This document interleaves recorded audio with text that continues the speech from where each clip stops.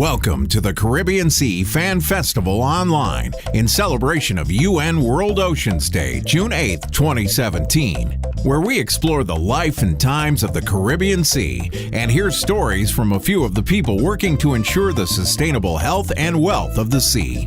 Stay tuned for information, education, and inspirational stories brought to you by the Sustainable Caribbean Sea Initiative, curated by Dr. Claire Nelson. Life needs the Caribbean Sea.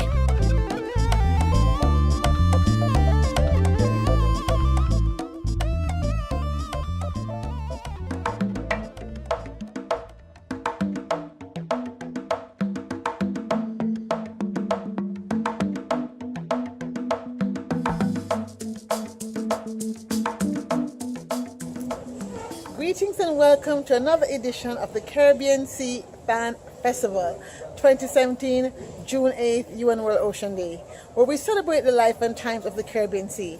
I have the absolute pleasure to be taping this introduction from the location of the sunny island of Haiti, where we are indeed experiencing the Haiti Tech Summit.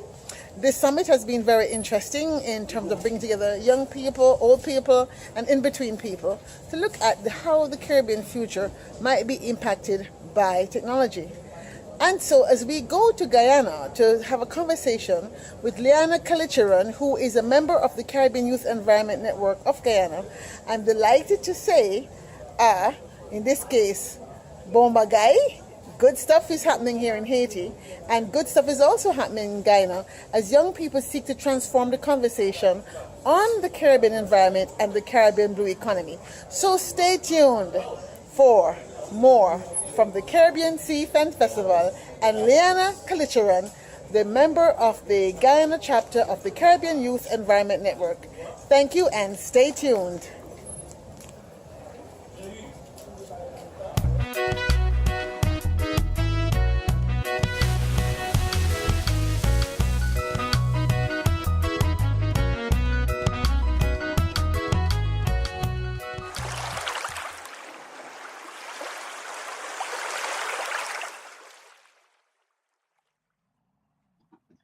Greetings and welcome to the Caribbean Sea Fan Festival, and in this edition of our storytelling about the life and times of the Caribbean Sea, we will be speaking to LEANA KALLICHARAN. I have traveled by virtue of the cyberspace to Guyana.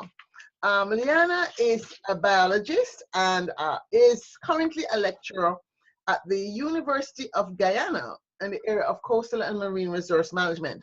But more importantly for our purposes, she has been very involved as a member of the Caribbean Youth Environment Network. More recently, she was named as the network coordinator for the UN Sustainable Development Solutions Network. So we know we're going to hear some solutions from her today, especially carrying forward the voice of youth. She also serves as the regional coordinator for the Caribbean and the Americas of the Commonwealth Youth Climate Change Network. So we have a very, I would say, vibrant and active and engaged young person here. And for me, I'm excited to meet this very special envoy for the Caribbean Youth Environment Network. Good day, good morning, greetings to you, LEANA KALLICHARAN. How are you? Good morning. I am good. How are you doing? Fine, thank you. So let's jump right into it. You are a biologist focusing on fisheries and coastal resource management. What led you to this field of study? What led me to this field of study? Okay, so it started with me getting some research experience with freshwater resources in Guyana. So prior to the MSc, I was privileged as a student and passed my degree to get involved with some projects with WWF and so on that focus on freshwater fishery resource management, so collecting and documenting what we have. And that basically led me to it. But I was truly looking for an opportunity that would be focused in freshwater resource mostly. But fortunately, I would say, I got a scholarship from UWI, Cave Hill campus, and the best option for me was marine and coastal resource management. So that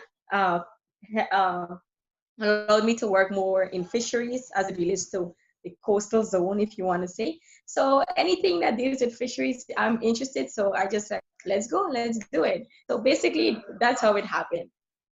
Well, we're glad that you have focused your work on this area because we know that fisheries is a very important industry in the Caribbean region.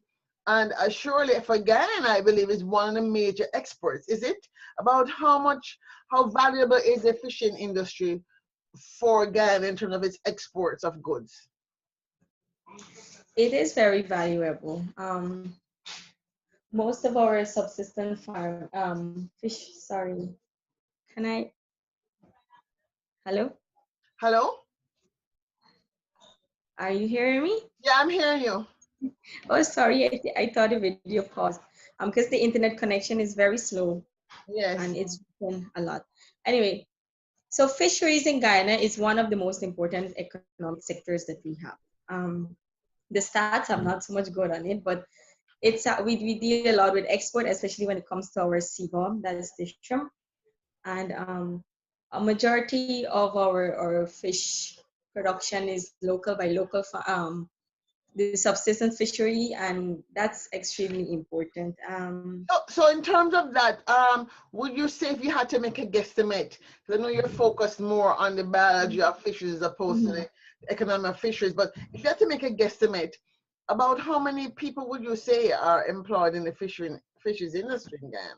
Oh, wow, I would say probably like maybe roughly on average, I would say about maybe 2,000 when you take into Yeah, consideration because from fishing to the whole management of fisheries and post production and exporting and all the external links. So I would say about maybe roughly more or less 2,000 persons. yeah, I mean, when we look at the Caribbean blue economy, and this is the focus that we're doing this year in our conversations, because you might have heard about the study that was done by the World Bank. We know that the value of the Caribbean blue economy to the region is extremely high. I mean, really, without this vibrancy, we would not have so significant numbers of people employed, be it from tourism, be it from fisheries. We're talking about, let me see if I get a number here. In globally, fish provide 4.3 billion people, 50% of their protein needs, right? But Yeah. for the Caribbean region, it's about the need to now have a better understanding of how much of the economy is supported with fisheries and other pieces of the blue economy. Now, I'm curious to know, because Guyana is in a particular state, how is the fisheries component of your work working with the emerging issues around oil? Are there going to be any oil exploration off the coast of Guyana or the oil inland? And how do you, as a fisheries expert, think that you're going to be able to manage the relationship between these two competing industries? So the oil drilling, I think the word has been out there. Guyana we have found oil on the coast, and that's Exxon. So that's going to be commencing probably from 2019 to 2020.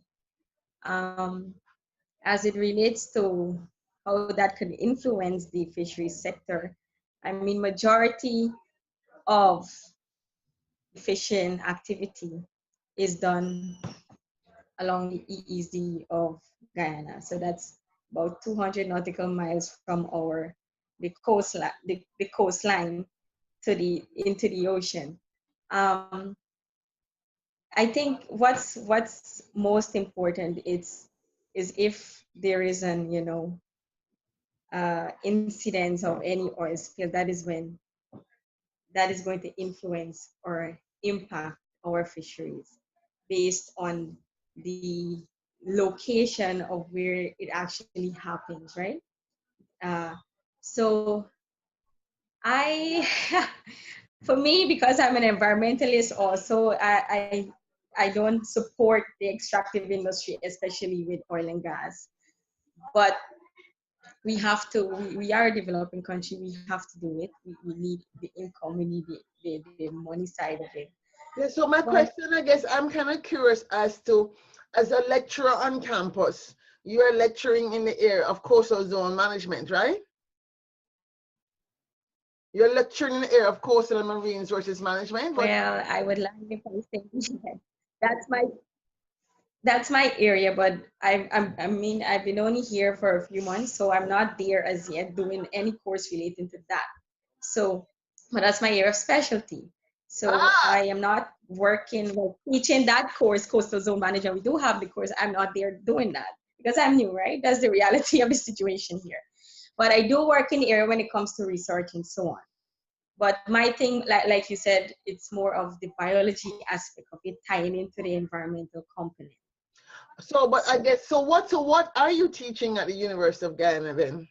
So right now, well, the semester has basically ended. I did biochemistry, introductory biochemistry, and besides tutorials. So from next semester, next year, next academic year, I'll be doing environmental ecology biology.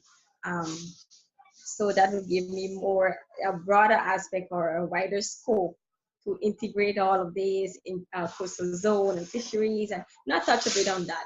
But I am relatively new, so this is what has been given to me, and I have to work with the system. So then how do you then propose, with all the experience that you have, you've done a lot of work as a community organizer, you have worked with researchers from, you know, Yale University, World Wildlife Fund, and some really good experiences as a young person. How are you then tying that work then maybe through your CYEN programming? Because I know sometimes working in bureaucracies, you kind of have to follow the rules. But as a network coordinator, how is the NGO, how are the young people, the NGO community, having a conversation about the potential, let's say, for conflict between fisheries and oil? How is that being experienced now in Guyana? Who is talking about it?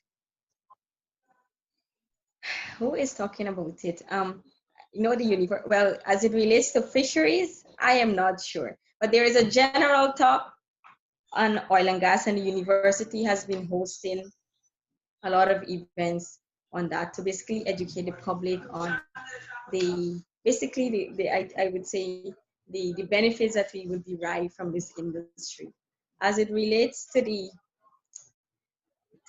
impacts that you may have on fisheries or any other resources, whether water, if there is an incidence of just an oil spill. There hasn't been much conversation about it. I was fortunate to be in a meeting with the representatives of Exxon because currently they have their EIA in the vetting process. So they have submitted their EIA to the Environmental Protection Agency in Guyana for that to be endorsed, and then they can go ahead with the drilling and so on. So I was fortunate to be in a meeting with them. They basically gave a presentation to us, myself. It was a set of staff from the university, so I represented my department, which is the Department of Biology. So I was there with them. It was just a conversation, at least how they came up with the EIA and what were the testing that they did and all of that, and how, you know, the mitigation strategies that they have. And that was the most significant conversation I've ever been in. And that tied into fisheries because questions were asked. I asked about fisheries, and based on the proposal that they have, there won't be a lot of impact. Although I don't agree with it, that's my personal opinion. There won't be a lot of impact on the fisheries, at least where our major fishery points are in Guyana along the coast and so on. They won't be because of the mitigation strategies that they have. But that's the most significant conversation I've ever been in as a young person, as a staff of the university, as an academic, and as an environmentalist, and as a youth. That's the most. But there isn't a lot because the concept in Guyana here is that, oh, we're gonna get this big funding from the big money from the oil and gas, but the little things that, you know, That's this a is the question. potential impact that hasn't been a lot. Yeah, because one of the things I want to ask you then, as you think about the future, because we are looking and thinking about this idea of the sustainable development goals. We know there's an ocean goal. We know there's an ocean goal around economics benefits to small island development states, and they're focusing on sustainable management of fisheries, aquaculture, and tourism. Now, Guyana doesn't have a marine-based tourism, but and clearly having an oil and gas deposit is going to be critical for the development of the space. But as we think about the future we want in the Caribbean region, and as you think about yourself as a young environmentalist trying to do the right thing to ensure we have healthy and productive sea, how would you, if you had to just paint a big picture and a dream, because we want to use this conversation to begin to look at things that we need to be doing in the future, how would you begin to say, use this experience that you have had in this conversation to institutionalize a broader, wider conversation on this challenge of management between competing interests? Is this something you think should be just done in Guyana, or given your experience in doing regional work, should we have a regional body that would have more opportunity to have more, let's say, more dispassionate, dispassionate discourse? Okay, yes, definitely. As it relates to having a regional body that would provide some bit of guidance, because there need to be conversation and people need to be aware of what's happening, right? So yes, I do agree that there should be some regional mechanism in place, whether it doesn't necessarily have to be targeting fisheries resources only, but everything that has impact on the resource generally, especially the extractive industries such as oil and gas. And it's not something that should be focused alone in Guyana. We are a part of the Caribbean, and it should be something again regional and fully localized. So I definitely agree that I concur that there should be, there must be, and to have the conversation going and keep the conversation going, because that's when you're going to get involved. That's when people are going to become educated, and then is when you can have more support and advocacy and young voices heard and all of that wonderful stuff. So Um, definitely. you are supposed to be the special envoy on the climate change point of view. Would you want to share a little bit about what your platform is on this matter as a Caribbean youth speaking to other regional organizations? So as it relates to the special envoy position in CYN, in terms of the management of climate change, it's more of an advisory position that, when it comes to climate change and CYN, if my role is to basically say or manage that if it comes in, as it relates to a project, or if this is an idea that I support, or any representation, whether locally or regionally. So that's basically the post, the special envoys post is, reflects that. So more of a management and overview, and okay, this is an advice, this is something that you can do or not. How active So is the that, Caribbean Youth Environment Network chapter in Guyana? And how do you see us getting more young people active in the network?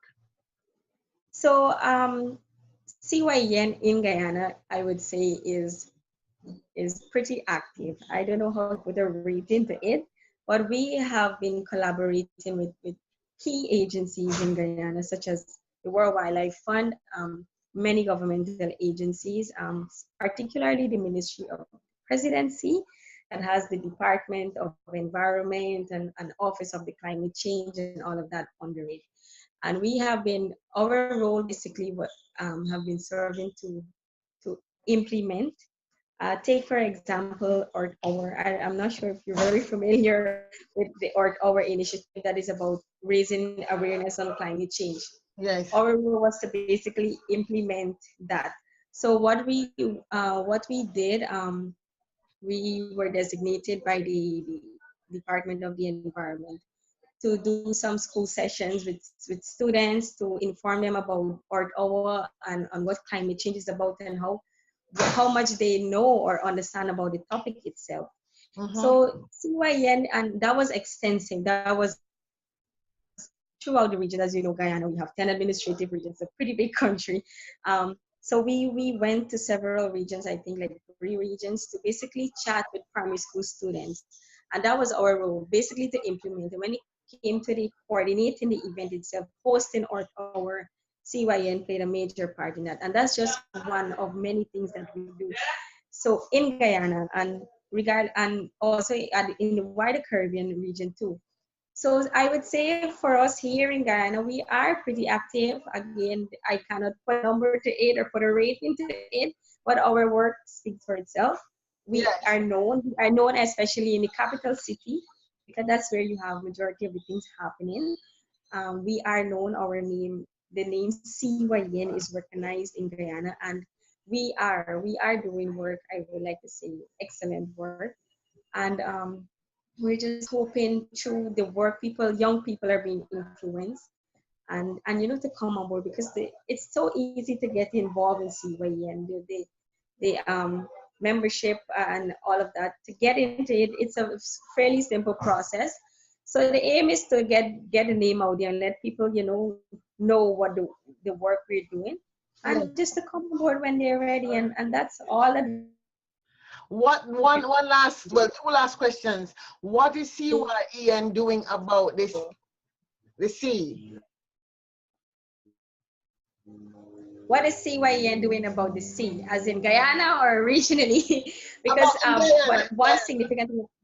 So I would say when it comes to marine litter, that's one of our main focus, because as you know, marine litter is critical. I have, through my research, the amount of garbage I have collected in the sea, sometimes the trash, the plastic bags, were more than the fish itself, literally.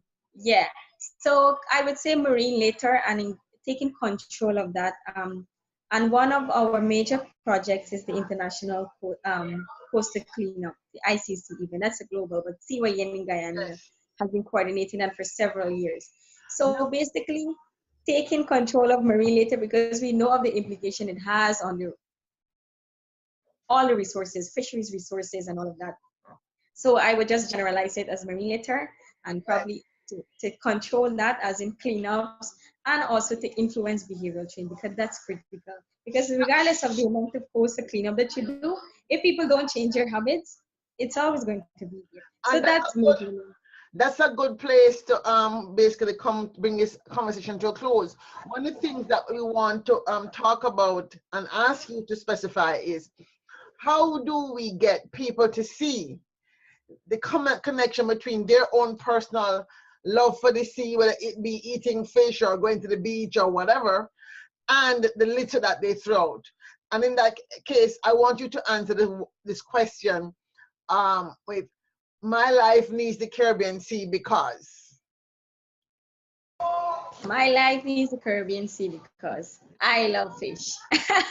Exactly. Right? I mean, I don't know. For me, it's very personal. Everything that I do revolves around a sustainable lifestyle. I try my best to minimize my use of plastic and all of that. But my love for the ocean, especially for fisheries, I don't know. It's personal. I love fish, and anything that comes into marine and fisheries, and I can contribute to protecting that or saving that, oh, I am here. So yes, my life of the Caribbean Sea revolves around fisheries and fish. So that's my honest opinion.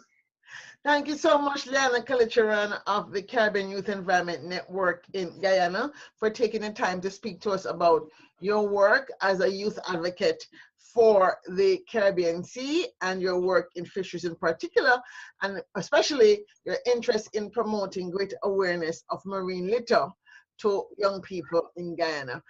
Continue sailing on smooth seas. Thank you.